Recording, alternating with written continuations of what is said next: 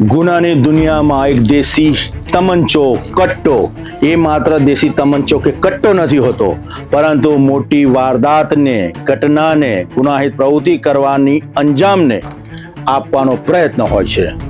રાજકોટ શહેરની વાત કરું તો પીસીબીની સતર્કતા અને પ્રયત્નથી એક પછી એક દિવસે 4 લોકો અલગ અલગ દેશી કટ્ટા સાથે ઝડપાઈ ગયા છે. આ કોઈ રાજકોટ શહેરની અંદર હથિયાર સપ્લાય કરવાનું મસમોટું નેટવર્ક તો નથી ને? આ એક સવાલ છે. છેલ્લા 4 દિવસની અંદર આવા તત્વો દેશી કટ્ટા સાથે ઝડપાઈ ગયા છે. તો આ દેશી કટ્ટા કોણ કરે છે સપ્લાય? કેવી રીતના પહોંચી રહ્યા છે સરળતાથી રાજકોટ શહેરમાં? આ દેશી કટ્ટા સાથે આ તત્વો રાજકોટ શહેરમાં શું કરતા હતા? કોણ છે દેશી કટ્ટાનો સપ્લાયર? કોઈ મોટા મસ્ત ગુનાને અંજામ આપવાનો પ્રયત્ન તો નથી કરવામાં આવી રહ્યો ને? સવાલો અનેક છે, પરંતુ પોલીસ તપાસમાં આ તમામ વિગતો બહાર આવશે.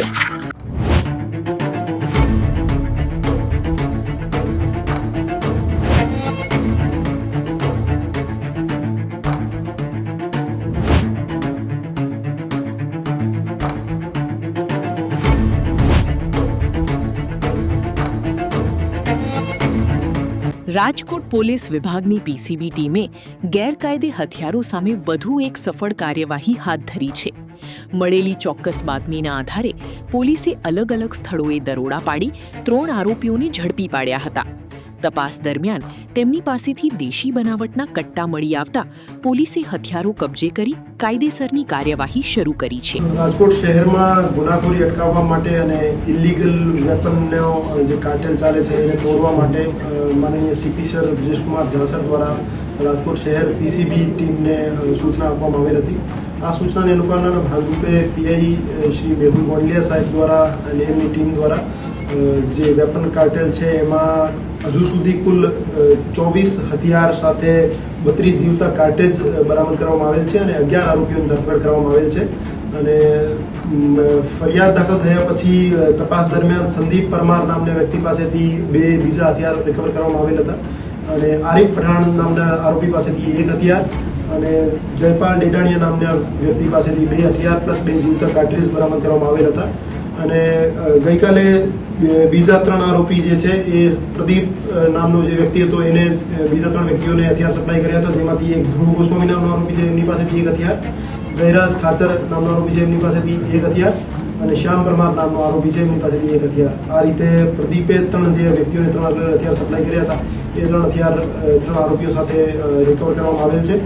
અને આ 3 આરોપીઓ પૈકી જયરાજ ખાચર નામનો જે આરોપી છે એના વિરુદ્ધ જૂના 4 ગુના પણ દાખલ થયેલા છે, જેમાં 1 murder, 1 attempt two murder, 1 prohibition અને 1 બીજો ગુનો દાખલ થયેલો છે. અને બાકી ધ્રુવ ગોસ્વામી અને શ્યામ પરમારના વિરુદ્ધ કોઈ બીજા ગુનો દાખલ થયેલા નથી.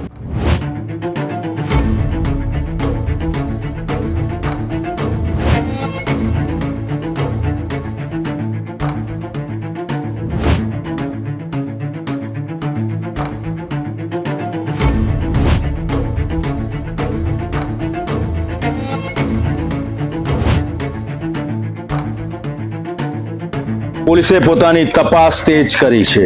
પોલીસ હથિયાર ક્યાંથી આવ્યા તે સ્ત્રોતની તપાસ કરી રહી છે. દેશી કટ્ટા સરળતાથી કોણ પહોંચાડી રહ્યું છે રાજકોટ શહેરની અંદર? કોઈ મોટા ગુનાને અંજામ આપવાની તૈયારી તો નથી. આવા તત્વો હથિયાર ક્યાંથી મેળવે છે? કોનું કાર્યરત છે આ નેટવર્ક? પોલીસ હવે તપાસમાં લાગી છે અને જે રીતના હથિયારો મળી રહ્યા છે તે જોઈને પોલીસ પણ ચોંકી ઉઠી છે.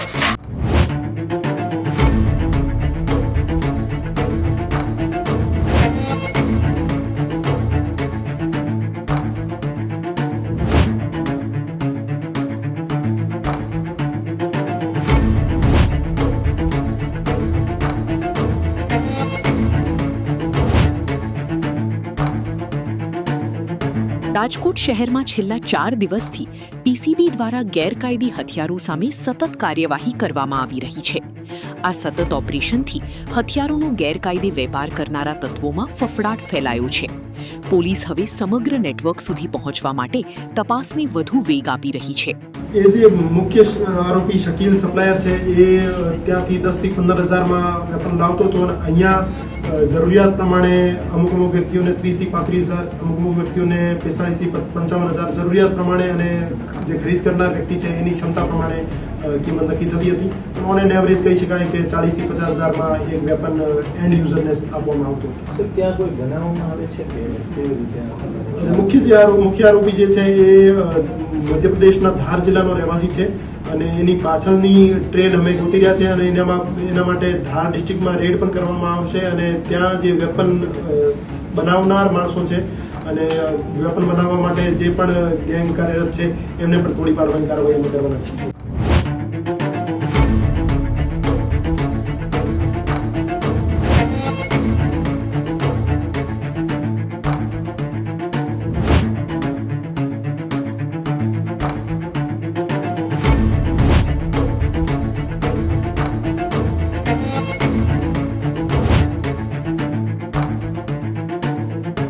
પછી એક 4 દિવસમાં દેશી તમંચા સાથે આરોપીઓની ધરપકડ પોલીસે કરી છે. રાજકોટ શહેરની અંદર ગુનાહિત પ્રવૃત્તિઓ દિન પ્રતિદિન વધી રહી છે. ક્રાઇમનો રેશિયો વધી રહ્યો છે. આવા તત્વો સરળતાથી હથિયાર લઈને રાજકોટ શહેરમાં ઘૂમી રહ્યા છે. પોલીસ પણ એટલી જ સતર્ક ને સાવધાન છે. પોલીસે આ આરોપીઓને દબોચી લીધા છે.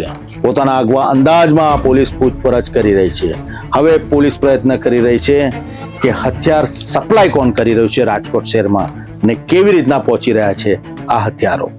જેમ જેમ તપાસ આગળ વધશે, પૂછતાછ જે રીતના આગળ વધશે એ જ રીતના જવાબો પણ મળતા રહેશે.